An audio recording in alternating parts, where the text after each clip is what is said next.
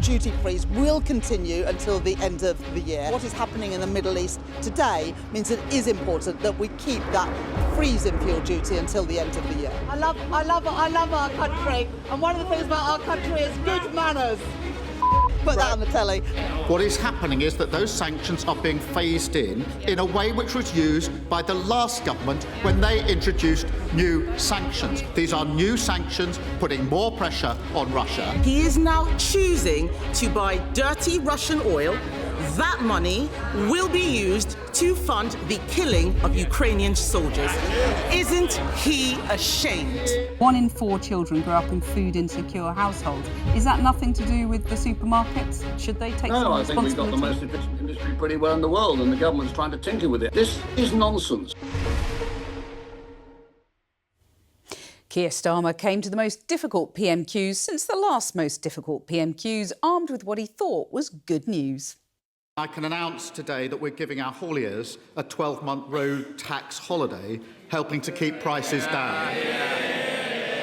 And we're backing drivers by extending the freeze in fuel duty for the rest of the year. What he didn't want to talk about was a plan apparently cooked up by the Treasury to persuade supermarkets to cap prices on basic foodstuffs. Retailers are apoplectic. Do we want state control? Do we want communism? Do we want socialism? Or do we want a free market economy? You cannot mess around with markets, and that's what's happening now with other markets, but you can help yourself. No, I think this idea on what they're trying to do on foods is complete and utter nonsense. Why don't you tell us what you really think, Lord Rose? Well, the Conservative leader just about called the PM Comrade Keir. I wonder if he is OK. He is so deep in the bunker, Mr Speaker. He's importing sanctioned Russian oil. He's nationalising steel. He's imposing price controls in the supermarket. It's like the Soviets won. Has she forgotten it was a Conservative Prime Minister who brought in price controls in the 1970s? Mind you, Starmer possibly didn't help himself by proudly claiming he'd signed a trade deal with Putin's friend, the Supreme Leader of North Korea. In the last 2 years, I've been negotiating serious trade deals which are vital for our most important sectors of the economy. They're trade deals with the EU, but also with India, North Korea and the United States. Oops, cue a rapid prime ministerial correction. I've just been handed a note saying that I inadvertently said we did a trade deal with North Korea rather than South Korea. That would be breaking news. And not very good. So, before I'm referred to the Privilege Committee, can I correct the record? As for his Chancellor, she found herself being confronted by one particularly angry voter at a petrol station in Leeds. I love our country, and one of the things about our country is good manners. Not very British. Right, very good. Great. Put that on the telly. Is that gallows humour, Chancellor? After the last few weeks, who can blame her? So there had been reports that Rachel Reeves was going to announce the fuel duty freeze tomorrow, but perhaps it wasn't a surprise that a Prime Minister who's had a tricky couple of weeks, to say the least, and who also wants to show he's getting on with tackling the cost of living crisis, decided he wanted to keep this one for himself. Let's hear from our business and economics correspondent Paul Kelso, who's been going through the details. The government has announced that a 5p cut to fuel duty, the tax we pay on every litre of petrol and diesel, will be extended to the end of the year. Hauliers will also get a holiday from road tax, and red diesel for farmers also gets a duty cut. It's all part of what the Chancellor is promising will be a package of measures to support families with the cost of living. So why has she moved on fuel? Well, the short answer is that the soaring price of oil caused by the attacks on Iran has made raising duty as planned politically impossible. Look, petrol is up at almost 160 pence a litre, diesel 35 pence more than that, approaching its post-Ukraine war peaks. And of these, pump prices, a whopping 52.95 pence on every litre is duty. And it was from September, it was due to start rising by 1p, then 2p more in December. But that now won't happen. And this helps us understand why. We can see what makes up the price of a litre of petrol and diesel here. The dark blue is wholesale costs, around a third of a litre of petrol and almost 40% for diesel. There's a small margin for delivery and retailers, and the largest slice, VAT in yellow and duty in red. 38% of the petrol price and 33% of diesel. Adding the full 5p of duty back on top of that, which was the plan by next March, would have pushed the tax take even higher when there is no guarantee that oil prices will fall. Now, this freeze comes with an immediate cost of £400 million to the Treasury and a likely further erosion of the money the measure raises. This shows fuel duty as a share of GDP, and you can see it's been in steady decline. The effective rate has fallen in real terms as successive governments have frozen it. George Osborne was the first back in 2011, and every year since then, chancellors of all stripes have continued with the annual fiction that it will be increased before they freeze it in the next budget. In 22-23, Rishi Sunak went further. He cut it by another 5p. That's the move Rachel Reeves had promised to reverse until she reversed. Now, we won't know what happens to fuel duty beyond the end of this year until the budget, and given the turmoil in the Labour Party, we can't even be sure Rachel Reeves will deliver that budget. But given the long history of what happens when chancellors run into motorists, another freeze is not out of the question. Well, Labour peer Baroness Thangam Debbonaire and former Education Secretary Gillian Keegan are on the sofa tonight. Thangam, will this fuel duty initiative from the Prime Minister make the blindest bit of difference to his popularity? Well, it's going to make a big difference to people's cost of living. And given that, now I'm coming to the popularity thing, given that the number one issue on the doorstep and in the opinion polls is still cost of living, I hope that people will start to feel it. And that's one of the things they want Keir to do. So one hopes. I mean, there was a lot of laughter when he made his little muck-up about North Korea and, Rachel Reeves has been heckled and she had a laugh about it. It's kind of gallows humour, isn't it, Gillian? Well, I mean, I suppose he's avoided being even more unpopular than he is, if that's possible. And I think, that is only possible by a couple of percent, but he could go even further. So he's avoided an own goal. I mean, look, it's good. Any relief. But every one of us knows, you go to the petrol, it literally, you notice it now. Yes. It is over £100 to fill up your car. It's massive. And particularly in rural communities, because actually the costs are much higher. There's often not, very competitive supermarkets all competing together. And of course, you need your car more. So I think it really is something, not just in our country, all over the US. You go to the US, everybody's talking about gas prices. Yeah, you've both admitted it is good news. Yes. We agree. Oh, It no. is. It could have been terrible. Sorry. And it's better it's than good news. the alternative for sure. Of course it is. Yeah. OK, so you both admit it's good news, and we're going to talk about a trade deal as well, which is also good news. Yeah. The Minister's going to come in and talk about that.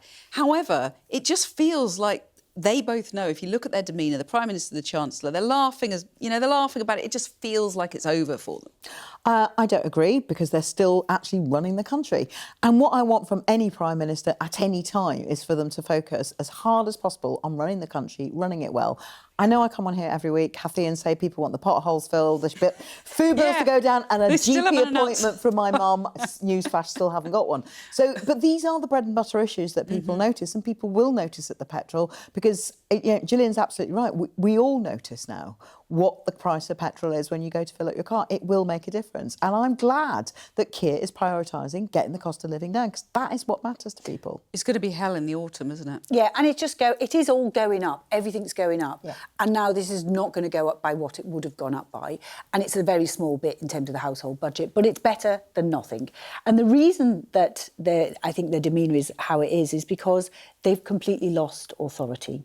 And when you've lost authority in the House of Commons, it's incredibly difficult to get taken seriously. And actually, it's incredibly difficult to get legislation through as well.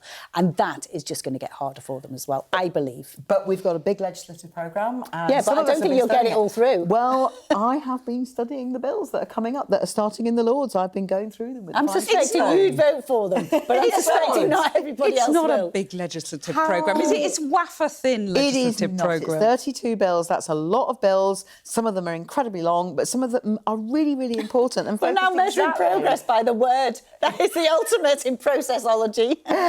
Well, that is a word now, isn't it? It is a word. I'm not using it. It's a you word. used it, I'm not using it.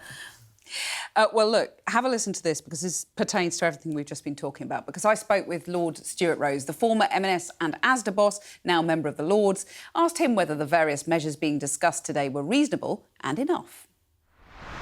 Stuart Rose, the government's trying to ease the pressures of cost of living by postponing the fuel duty increase. Road hauliers are going to get a tax holiday. Do you back those moves? Do you think it's sensible?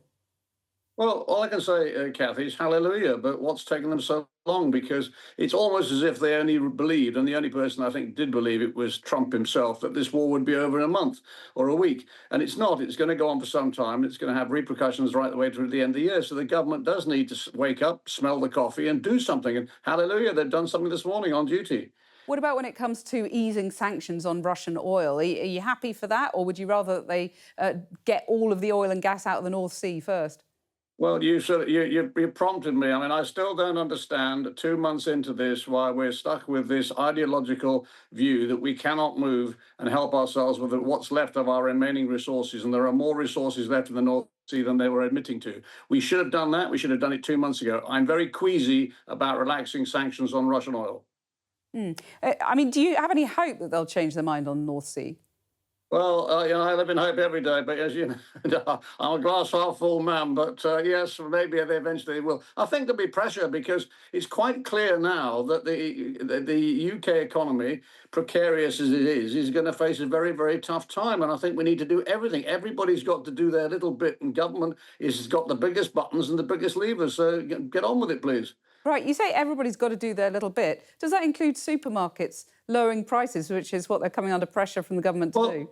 I walked into that, didn't I? But I mean, this proposal, I have to tell you, in 50 years of working in retail, is astonishingly naive, right? Because it actually fundamentally asks the question is, do we want state control? Do we want communism? Do we want socialism? Or do we want a free market economy? You cannot mess around with markets. And that's what's happening now with other markets, but you can help yourself. No, I think this idea on what they're trying to do on foods is complete and utter nonsense. And I can, I'm happy to discuss, but I believe it's...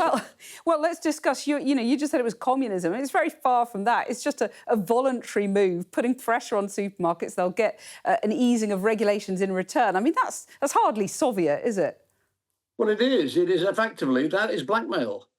You're saying, if you do this, I will give you that. They shouldn't have done that in the first place. They shouldn't have done energy costs, what they've done to it. They shouldn't have done employment rights bill. They shouldn't have done national insurance increase. They shouldn't have done the minimum wage increase to the extent that they did. They shouldn't have burdened business with the extra costs that they've got and then say, oh, we've made a mistake, which the implication is we've made a mistake, and therefore we're going to ease your burden a bit, providing you guarantee to fix your prices. But let's be practical. Who's going to fix these prices? What is the basket? What are the prices going to be? Who's going to police it? Who's going to actually say whether it's spaghetti or rice? Who's going to say whether it's bread or milk? I don't understand how they possibly make it work.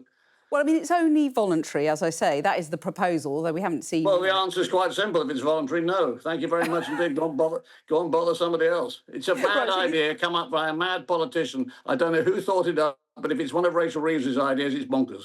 Well, when we come it won't work. It won't work, Cathy, because we've tried fixing prices for years. They did it in 1970s when, sadly, I was already working. You cannot impose that because somebody has to pay the bill. So if we fix prices in retailers, and I'm not conflicted because I don't work for a retailer anymore, but if you fix the price of milk, and the price of milk is going up because the transport costs are going up and the energy costs are going up, somebody's going to have to pay for that. So the retailer has a sacrifice margin, or the farmer has to give up a bit of margin, or the transporter has to give up a bit of margin, but it costs somebody. So who's going to do it? And why would you volunteer to do it? But, Stuart, how is it any different from the energy price cap, which has now sort of come in? You know, people might have howled before it did come in, but now it's sort of working quite well, isn't it? No, the energy price cap is nothing but a little bit of a smokescreen. It's £100 off somebody's bill for a quarter, and it will go up and down, guided by markets. Your bigger question ought to be, Cathy, with respect, is why are our energy costs in this country 4 times the energy costs of any other country pretty well? That is the issue. And the issue is we're driving headlong into going into net zero by 2050, when we can say, OK, times are tough, circumstances are different. Let's actually go down a different route, maybe take a little bit longer. And that's what they're doing. Their government is stuck in their ways and they won't move. I'm going to punt that back to you on retail, because you could also ask the question why the UK has consistently had one of the highest rates of household food insecurity and food poverty in Western Europe. Maybe the supermarkets have got something to answer for. I don't understand the argument. Food poverty in terms of what? Well, I mean, just look at the figures from the Trussell Trust, for example.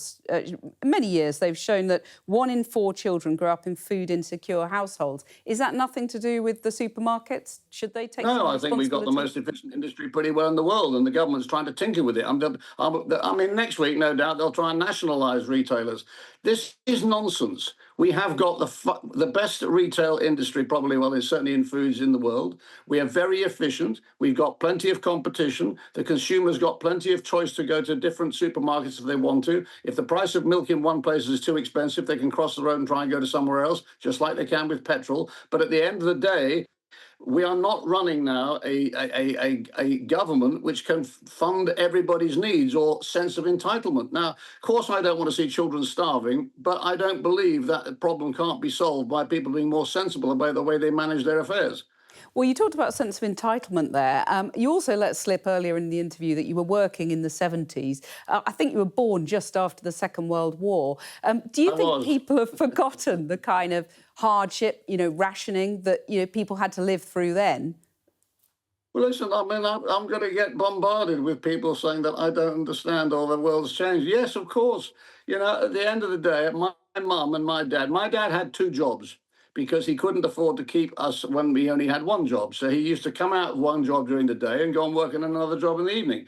I lived in a caravan. We didn't have a television. We didn't have a car. We had to worry about all sorts of things. But at the end of the day, we managed. I was warm. I was clean. I was looked after, and I believe that I was loved. But at the end of the day, we do have a sense of entitlement and expectation here. And I'm afraid that we've just got to the point now where we can't afford it. We are living above our means. Now, that might sound cruel, but it's true. I mean, a lot of people listening might feel that's a bit heartless, when they're struggling to make ends meet, put food on the table. The Scottish government, the SNP, are introducing mandatory food controls, they say. And the reason for that, they say, is a long-term public health issue. That, if lower-income families are having to eat more processed food, there's going to be more diabetes, more obesity in years to come. What do you say to that? Well, what I say is rather ironically that if I heard some of the comments this morning that the proposal from the Treasury possibly might be that the government would relax the new laws or restrictions coming in on selling unhealthy food. Well, if that's the case, they're shooting themselves in the foot, aren't they? Mm. So what do you say to my point about, people who are struggling to put food on the table, who might bridle at what you said about entitlement? Well, listen, I come from a difficult background, so I know what it's like to live in difficult circumstances. I know what it's like to be washed in a bath until I was 7, but in a tin bath until I was 7. But at the end of the day, I don't believe that people are starving in this country. I believe that if you do have a serious need, that this government will look after you. We cannot be spending £320 billion a year on welfare for it going nowhere. So it's either going to the wrong people at the wrong place at the wrong time, or that we need to rethink that, and we need to rethink the way that it's done. But I don't believe that that is an endemic problem in the UK. What I do think is that when the price of things goes up, like petrol, or when mortgages went up during the COVID pandemic, everybody said, oh, the government's got to bail me out. The government can't afford to bail you out. And that's my fundamental point. We are now borrowed to the hilt. The cost of borrowing has gone up. We cannot afford to pay our debts. And if we as a country can't pay our debts, how can we help those people at the poverty end? Stuart Rose not mincing his words. Well, this chart explains why Sir Keir Starmer feels like focusing on the cost of living is his best bet to extend his time in office. YouGov regularly asks people what they think are the most important issues facing the country right now. Now, look at how since the start of the year, immigration, the purple line, has been dipping, and how the economy, the red line, has been ticking up. Sky's Dan Whitehead earlier caught up with Lisa, who was loading up her shopping in a car park near Bristol earlier. There's talk of the government capping prices in supermarkets on essential items, bread, eggs, things like that. Do you think that's a good idea? Absolutely, yeah. Yeah, I run a club for old people on a Friday, and we provide an afternoon tea kind of offering. And I started it about 18 months ago. And we used to be able to get that in for about £45 to £50, and now we're looking at £70 minimum now. And is it a combination, not just of increased food inflation, but everything's gone up, hasn't it? Yeah, yeah. Your bills, yeah. Talk to me about... Petrol, yeah, going to the supermarket is, driving there is costing more because petrol costs so much more. So, yeah, everything's just shocking. I don't think there's anything that hasn't gone up, is there? So, except for wages. Well, Thangam and Gillian are still here. Thangam, what did he make of Stuart Rose talking about communist madness, Soviet blackmail, it was bonkers? Was he right? Well, I think Stuart put up a Just a yes will do, just a yes will do with it. Now, I'm not going to give you just a simple yes, because I think he had a lot to say that was really, really important. And one of the things that I thought was particularly important was that he raised the problem of how do you decide what goes in it? Who decides? If we're making decisions about what people can afford to eat and what they can't afford to eat, you're also making a decision about who gets to have that. It's a very odd way, in my view, and I say this with the greatest of love for my colleagues who just want to tackle the cost of living crisis. That's not how we're going to tackle the cost of living crisis, in my view, and I think Stuart Rose explained that very robustly. Indeed he did. Gillian, is it a simple yes from you that he was right? He was right, and it is bonkers. I mean, we did used to have a Minister for Prices in the 70s, and go and have a look what happened. It was bonkers. And the other thing is, what people really And by the way, need... the Tories, it was Ted Heath who did price control in the 70s. And that's why he was gone not long after, right? It was just, it defies economic logic. And it's like, it's like putting Spanx on it. It'll come out somewhere, right? There will be a bulge somewhere. It does. You're too thin to know. That is quite an Look, image. she's tiny. But it is like that. And the thing is that... The Gillian Keegan theory of economics. Why you shouldn't wear Spanx. It's all about the Spanx. Spanxonomics. Why you shouldn't wear them if you've got anything to hide. But the thing is, it is your money. So that's the other thing. What you're really saying to everybody is, your tax money, do you want to subsidise eggs for everybody? Because they think it's like some government money, or that it's coming from wealthy people. Well, as we saw, 20% of the richest people in the country left last year. So there are no simple answers. It is your money, and therefore you will be subsidising everybody's. And as you say, eggs. Does everyone want to eat eggs? No. They do not. But I'm not sure that that's what Rachel was suggesting. I mean, I don't think she was suggesting the taxpayer pays for the discounted food. Who I think was she was paying? expecting that the supermarkets, I think that's one of the reasons why Stuart She said doesn't cross, control really. the supply chain. So what would happen is the farmers would get it out of their margin, because the supermarkets have the power because they're the distributor, which means she'll also do, she's bashing the farmers yet again. However, I think what... We'll have no farmers left. Rachel has rightly, and Keir have rightly been focused on the cost of living. We saw the graph and, the fuel prices, that's one of the things Keir announced today. I think the fact that we have got the energy bill cap, that is good, although obviously it is going to end. Yep. Food, it would be ridiculous not to look at it. And I don't think any binding agreement has actually come out of it. They should look at things they can do. They should look at things they can do. And what about Stuart Rose's point about, he was a war baby or just after, he lived in a caravan and people have this sense of entitlement, he put it. I push back on it just because I think a lot of people watching will think, well, they're really struggling. It is tough to pay your rent and put the food on the table. Where do you sit on that? It is tough. Things are tough. It is difficult. And my test remains the same. Does Mrs Evans have to add up her things in Tesco's, in big Tesco's in Newport? Other supermarkets are available. And yes, she does. However, I still hold that the answer to that is we grow the economy. Now, growing the economy is easier said than done. I know that. And that's been the mission from day one. And that's been the problem. Everything they've done has not grown the economy. But it's the right aim, though, isn't it, Gillian? It is the right aim. If we agree that that's the right aim. But that's why you don't put a jobs tax on, you don't put the employment rights bill on, you don't cause unemployment to go up, and you don't cause investment in the country to go down. So and you don't put it's the right aim. And you don't do that, definitely not. Not if you sat here anyway.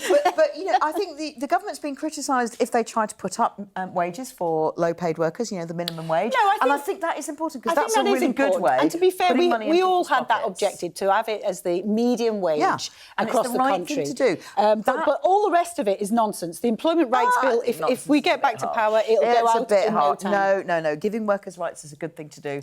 People have a right to Giving be workers protected jobs at work. is even better. Giving workers jobs and rights is even better than They that. do have rights, and we have great workers' rights in the country. Now we've got the Labour government bringing in the Before, we've you've got fewer drifting? jobs. Are you drifting towards communism, your party? And might you even further under Andy Burnham? Chaos is coming more quickly. We are nowhere near communism, and rightly so. We celebrate having a well-regulated free market economy, and there's a good reason for that. It's like democracy, the worst system there is apart from all the others. Well-regulated capitalism. Yeah, but the billionaires are leaving, aren't they? Choice. Do you worry about? I worry more about working people. The people that worry me most. But the billionaires whether or support not working people, don't they? Oh, Cathy. Well, they do. They get taxed. And they also invest in businesses, And that's they're not a what's part of paying the the bills. economy. Growing the economy is important, and that's the way we're going to get people. They are part of growing the economy. They are, and I'd like them not to leave because Britain is a wonderful place to live. And Because also that's some something that doesn't billionaires get are said working enough. people, aren't they? They work. Yes. They support the economy. But there's a whole load of other countries that are sat there thinking, I'm going to incentivise these people to come here because I also need to grow my economy. And they have been successful at taking our millionaires and billionaires. Like Italy, for example. I like Italy, It's like a fair Portugal. point, but trickle-down economics is a failed economic model. It's Wasn't not as good quite as what I was Spanxonomics. arguing. No, I know it wasn't quite what you were arguing. You're liking this but I'm Spanx. still, You I'm haven't got sticking any, with have it. you? You definitely haven't got I'm any. going to go with this one. I think that, what I most want this government to concentrate on actually is governing for all the people. I think that was something which we saw Mark Carney speak about last week in one of his speeches, governing for all Canadians. And I think that if you've got a priority, you're going to have to choose. If you're a Labour government, you're always going to try and work out the best way for low and middle income people to be better off. I don't think that food price fixing is the way to do it. I also think that that particular choice of foods that the Scottish nationalists have come up with is there's haggis on there. It's very, very strange. Haggis must be Well, on it's there, no good if surely. you're a vegan. It's absolutely no good if you're a vegan. I am a lapsed vegan, but I think there's quite a lot of people who would look at that and say, nah, it's not going to work for me. Right. Well, I'm so glad that we've coined the term Spanxonomics. That is an We're going to develop this theme. Well, yesterday we had warnings that energy bills for households in Great Britain could go up by more than £200 a year from this summer. One charity said it would be a kick in the teeth for millions of people struggling to get by. Earlier, I spoke with Rachel Fletcher from Octopus Energy about what her firm thinks needs to happen to help tackle the issue. Octopus generates only renewable energy, but you do buy and sell fossil fuels. Do you want the government to look again at the ban on North Sea oil licences, or are you content with this faster push for renewables, even though it's going to cost people? Well, look, yes. I mean, the future for Britain has to be a clean power system, and we have to electrify as much as we possibly can, both our heating and our transport where we can. But it's going to take a while to get off gas. We're fully behind that mission. It's something we think this government has been very ambitious on. And whilst we need gas, to heat our homes and to power some of our industries, and we've got it in our own area in the North Sea, why not use it? That's going to... So remove that ban? I mean, we think it makes sense to continue to use what is there, particularly because although we probably aren't going to see lower prices as a result of domestic gas use, we will be benefiting from the tax and the jobs that come from continuing to exploit our own gas resources. We saw the fiasco over HS2 and the spiralling costs of that. How confident are you that the grid can be upgraded to cope with the extra wind power that's being generated, and that we're not going to see another sort of HS2 situation there? Yeah, look, I think we are overly dependent on building more grid at the moment to go alongside our shift to renewables. And we have already seen delays in some of those big grid upgrades, and we are concerned about the impact, actually, that will have on customer bills.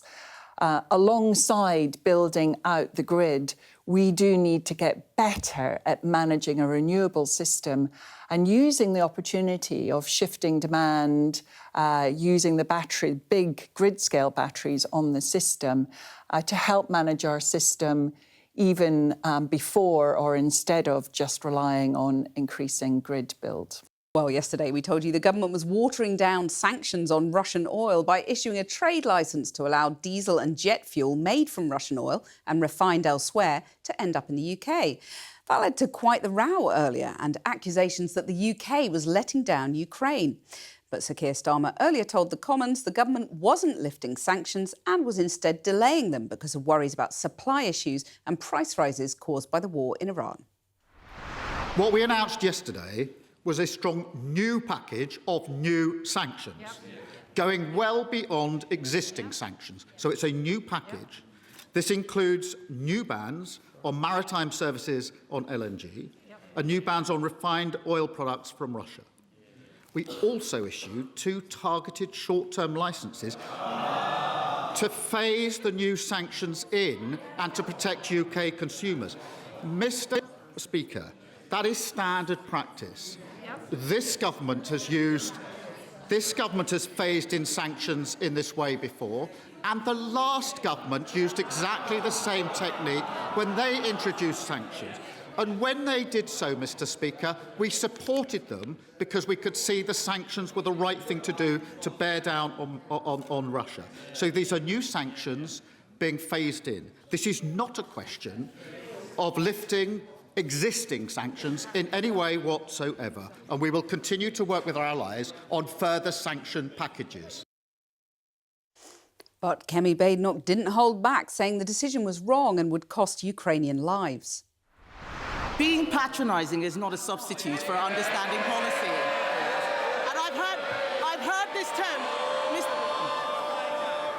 Mr. Speaker, I've heard this tone before. This is the same tone he used during the Mandelson scandal, and they were all cheering, and then it turned out that he was wrong, wrong, wrong. He says that other countries are doing this. The EU is not doing this. Let me make it clear, I know it hurts him to hear it. He is now choosing to buy dirty Russian oil.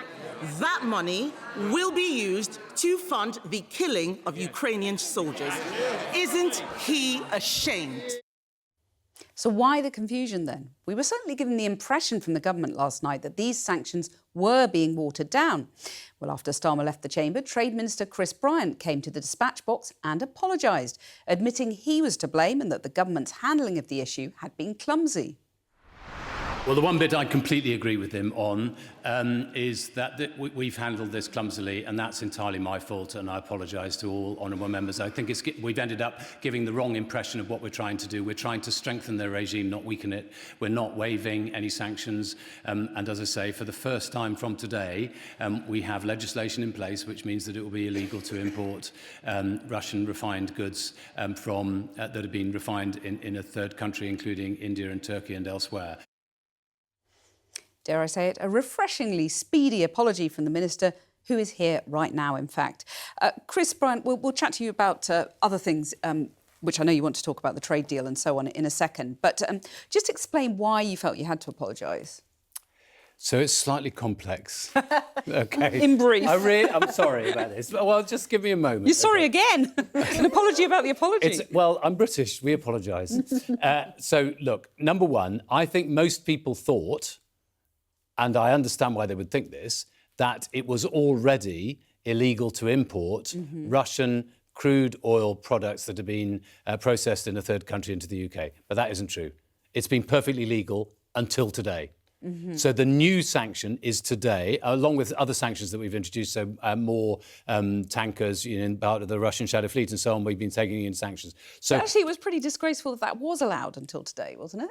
Completely. And indeed, when I arrived in post, one of the first things, in last September, one of the first things I said, why on earth are we still allowing this? I don't understand it. It was a glaring loophole. Yeah, well, quite. And the truth is, with the Russian sanctions, it's a constant ratchet up. And there's another thing that we've discovered actually recently, which I don't know why we were allowing, but quite often British companies sell something to a third country and then mysteriously it ends up in Russia. And it would, if it was sold directly to Russia, it would be sanctioned. So what we're doing now is where we've introduced a new law which says that, which we call the sanctions end use control, which means that if we spot a company which is repeatedly sending things to third country, which we know ends up in Russia, they have to get a licence before they can export it. So my point is that it's a bit like whack-a-mole. You have to keep on introducing new elements of these sanctions. But I want to be absolutely clear that we have not suspended a rule that existed yesterday. Right. The sanctions regime today is stronger than it was yesterday. The only bit that I think has thrown the confusion into this is that we have decided, as we've often done with sectoral sanctions like this, individuals, when you sanction, you have to do it immediately because otherwise, they'd evade the sanctions. But with sectoral ones, we've tended to introduce them in a phased way. Canada's done this, and I think Australia as well. Right. And that's what we decided to do in this case. OK, so can I just clarify one absolutely. thing? Imports of Russian-derived jet fuel from India, are they currently allowed as of today? They are, if they're licensed today, then they will be OK, as they were yesterday and the day before and for the last... And is that going to ever since 2022. No, I hope that we will be able to stop this soon. Well, but how soon? That's the thing. What we've made clear in the legislation that we've introduced is that it says that we can suspend these licences immediately if we want to. So what I have said today, and I said in the chamber earlier, is that we're going to be reviewing these very regularly. Right. Can I just explain why we did it, why we're phasing rather than doing it immediately? And that is because we were aware, because of the situation in the Gulf, that we Which were I want a bit... to come to. Yeah, sure. And I want to come to as well. That's why I'm wearing my snazzy shoes. Yeah, you are. Thank you very much. All dressed up with nowhere to go. Well, I have got somewhere to go. I've come here. I'm on the salmon sofa, for heaven's sake. Okay. Anyway, the Gulf. Look, behave. Look, what is the point I'm trying to make? The point is that because of the situation in the Gulf, which has provided lots of problems for us, which we're very concerned about, the access to fertiliser is almost certainly going to affect food prices in the UK and all of that. But one of the things that we have been nervous about is that there will be a sudden spike in energy prices in the UK if we didn't phase this in. Right. So that's why we've done it. It's phased. It's stronger today than it was. We stand 100% with Ukraine, and I am absolutely mortified that because I've been. I think both of you would say that my history has been that I've been one of the most robust anti-Putin critics for a very long time. You booed. I didn't get on the list. No. So I'm not on the sanctions list. I am. Weirdly, but when I raised this with the Russian ambassador, he said to me, "We have many lists." So you're on a list somewhere. I'm on a list. You should be I'm on the list. I don't know what it anyway, is, listen. I want to talk about your Gulf deal because you've got a trade deal with the Gulf, which you're pleased about. A lot of people. I'm so delighted. Right. I cannot tell you how many hours of negotiations. So the Gulf is obviously 6 countries, and Saudi Arabia, United Arab Emirates, Qatar, and so on, and 1.3 trillion economy, I think. We've done a deal. We've not signed. We've concluded the negotiations today. We had a moment in number 10 Downing Street earlier. It's 93% of UK exports into the Gulf will be tariff-free. That's millions of pounds of saving to British businesses, enabled in services and in customs. There's so many things that are going to make it much easier for British businesses to do business out there. It's worth £3.7 billion a year in future years to the UK GDP and £1.9 billion a year for British salaries. I want to come back to those figures in just a second, but I don't want to be a party pooper. But you're going to be. I'm going to be. The TUC actually is going to be a party pooper because they've said, the Gulf countries have an appalling record on human rights. And, as a gay man, I just wondered how you feel about, publicising this deal when, for example, Saudi Arabia has the death penalty for same-sex relations. I mean, that is awkward, isn't it? So 2 things to say. First of all, we were very keen to make sure that there was what's known normally as a general collaboration chapter, which deals with human rights issues, for labour issues, women's empowerment in the economy, environment and so on. It is the strongest chapter that the GCC have ever put in an FTA. That's I'm really Gulf, proud of that. Cooperation Council. Council. Yes. And they negotiate on behalf of all 6 countries together. So I'm really proud of that. I've also taken many, many opportunities as part of these discussions and also when I was a culture minister before to raise human rights issues on a wide So even while this variety of deal was issues. being negotiated, you didn't shy away from raising those issues? Of course not. And I don't... I mean, you point out that I'm a gay man. I don't think you're giving... That's not news to anybody. Yeah. And I've often talked about my husband as well. Yeah. Honestly... And you would do that in the negotiations? I mean, not all the time. Yeah. Well, there were other things to talk about. Yeah, there are other things to talk about. And in the main, of course, we're mostly discussing tariff lines, what to do about electric vehicles. Are they going to be liberalised after 3 years, 5 years or 10 years or whatever? But... Let me come back to the figures because, as you said, it's a deal worth £3.7 billion a year. Yep. That's a nice figure. It's been estimated, though, that leaving the EU has cost up to £240 billion a year. I just wonder whether you sympathise with your dearly departed colleague, Wes Streeting. He's not dearly departed. He's still a colleague. Not in the Cabinet, not in the government. And I'm not in the Cabinet either. It's an outrage, isn't it? Let's sort that out. Absolute outrage. Do you sympathise with his calls to rejoin the EU? Look, I'm a Remainer. I was a Remainer. I remain a Remainer. I will remain a Remainer until my dying day. I, as Trade Minister, it upsets me. 2 things upset me. In particular, one is that 16,000 fewer businesses, UK businesses, now trade into Europe. So we need to sort out all the barriers to trade than before Brexit. So we need to sort out all the barriers to trade. But the other thing is, I was in the chemotherapy ward in La Paz Hospital in Madrid last week. looking at, the kind of caps, the cooling caps that are used for people so people keep their hair. Yeah. Oh, sorry, So that's produced by a company called Paxman in Huddersfield. I think I'm going to earn. You've mentioned them a few times. I have, because it's really good stuff. It's kit that's used in lots of places in Europe. But they had to do all their licensing, which costs tens of thousands of pounds in the UK, and then they had to do it again in Europe. Well, wouldn't it be better if they could just do it once? So rejoin the EU, as Wes Streeting has suggested? Good try. Good try. You've done this Well, do you before, believe it or not? Look, we got elected on a manifesto in the general election. What I'm trying to do in my job at the moment is I'm trying to cut down all the barriers to trade that there might be for a British business trying to do business in Europe. But I can put you down as a Wes backer. No. I'm a backer. Look, He's on the spreadsheet. it's so sly. So You're on a sly. spreadsheet. You know what you should do? You should go into journalism. Let me bring in Gillian. I mean, this Gulf deal, it's a very good deal, isn't it? It's a good deal, and it's actually a Brexit benefit, because actually doing a deal as the UK, and I also voted Remain, but I am a Democrat, therefore I completely accepted the vote. And he's but not. Doing this deal, he wouldn't have been able to do it if we hadn't left. However, I'm very hopeful that the EU would have had to do it. And if there you go. But that is, we are leaders, and we should we should know and be confident in ourselves as a country, as leaders. They may follow us, and we would have been waiting for them to lead us, and now we're not because of Brexit. So we can say there are some, this is pros and cons, but that is definitely a pro. Let me do a con. Oh, sorry. We were leaders. Go on, when we were Thangam. in the EU, we had a leading role, and we had did. trade deals which were negotiated en bloc. That Yes, meant but that we were didn't really negotiating play best the deals leading for us. role in those trade deals. This is how it comes.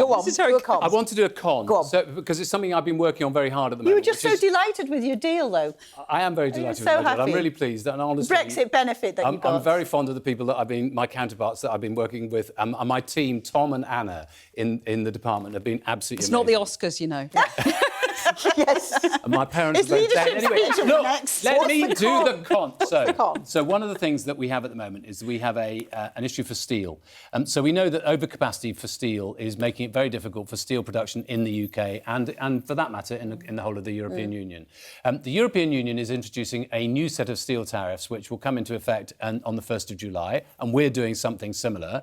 We're not each other's problem, but because we're not in the same union, we have to basically cut each other's quotas. And that's going to do damage to each other. Yeah. So, of course, we've got to come to a negotiated settlement. So there are cons, many, many cons, and you used to make this argument. I would love to see that negotiation if we were still part of the EU. Well, there wouldn't have to be a negotiation. No, there would, because there would still be whose industry most benefits and whose industry is most disbenefited. No. If we were in the European Union, there would. If we were in the European Union, we would be in the European Union. Yes, but there is That's still, the concept of the union. if you're talking about sharing, cutting quotas across manufacturing because there's oversupply in 6 No, all countries, right. That's what then you would have do want. I haven't have to explained make this sure well enough. that you That's have what you would have who want. takes the biggest pain? I think when it comes to talking about whether or not to return to the EU, we're missing various things. And I felt that when I saw the guys who constantly campaigning for rejoining outside of Westminster today. So I thought you were talking about Wes for a minute. Well, I saw him Saw too. him as well. Policy and politics, there are huge problems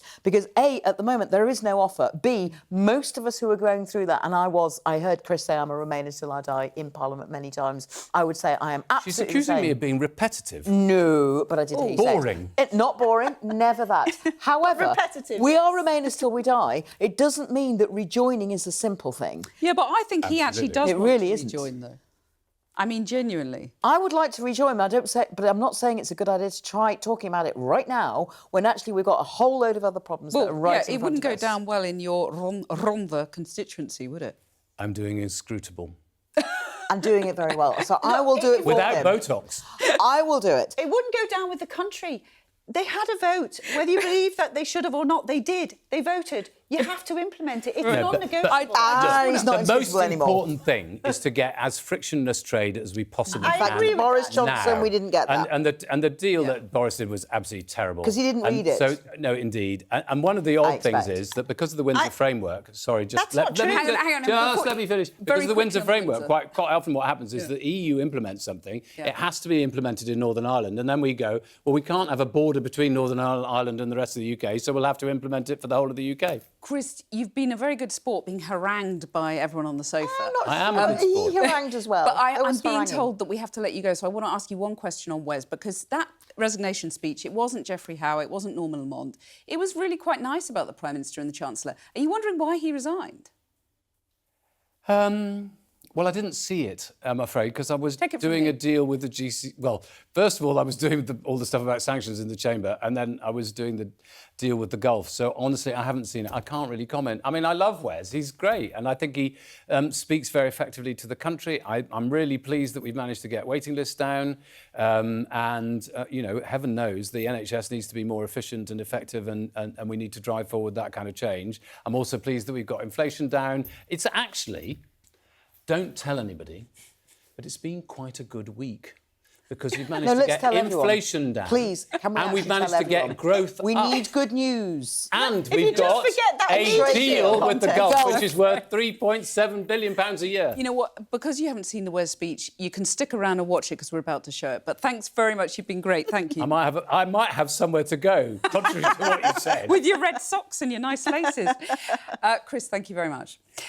Well, as we just discussed, it was a particularly busy day in the Commons earlier. We also had the notable moment of Wes Streeting giving his resignation speech after he quit his job as Health Secretary last week.